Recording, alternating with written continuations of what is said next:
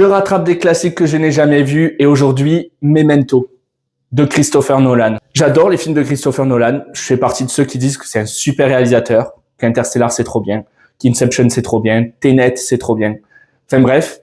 Et j'avais jamais vu son premier film à twist un peu comme ça avec une narration étrange, Memento. Donc le film qui est monté à l'envers.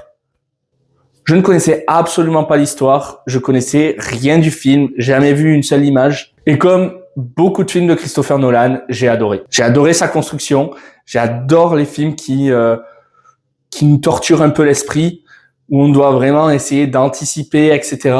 Et là, c'est vraiment un film comme ça.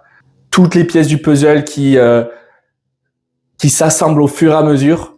Il est ultra bien monté, ultra bien construit, ultra bien rythmé. On se perd jamais parce que malgré le fait que ce soit monté à l'envers, il y a toujours des rappels, etc.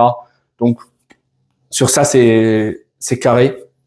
Du coup, il y a plein d'idées de mise en scène, de réalisation, de transition. Tous les acteurs sont excellents dans le film. Sur ça, il y a zéro souci. J'ai un seul problème, ou assez gros problème, parce que je trouve que ça me gâche l'envie de le revoir. J'aurais pas envie de le revoir parce que j'ai pas aimé la fin. Je trouve qu'il y a pas mal d'incohérences dans cette fin. Pas vraiment d'incohérences scénaristiques, mais d'action des personnages que du coup je ne comprends pas avec cette fin. Je comprends absolument pas pourquoi son ami, je ne sais plus comment il s'appelle dans le film, l'aide autant tout le long du film en sachant que lui sait ce qui se passe. Je ne comprends pas du tout. Je comprends pas trop non plus pourquoi, quand on retranspose avec l'histoire qui s'est imaginée sur cet homme qui se souvenait plus, etc.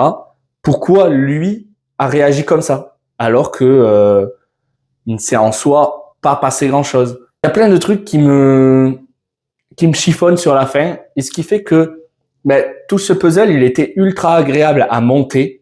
Mais lorsqu'on le regarde fini, il est pas ouf. Donc voilà, j'ai kiffé vraiment l'entièreté du film, sauf la fin. C'est dommage. Mais Memento, je comprends pourquoi. C'est aussi connu, pourquoi ça a fait percer Nolan, même s'il en avait déjà fait avant. Mais voilà, j'ai kiffé.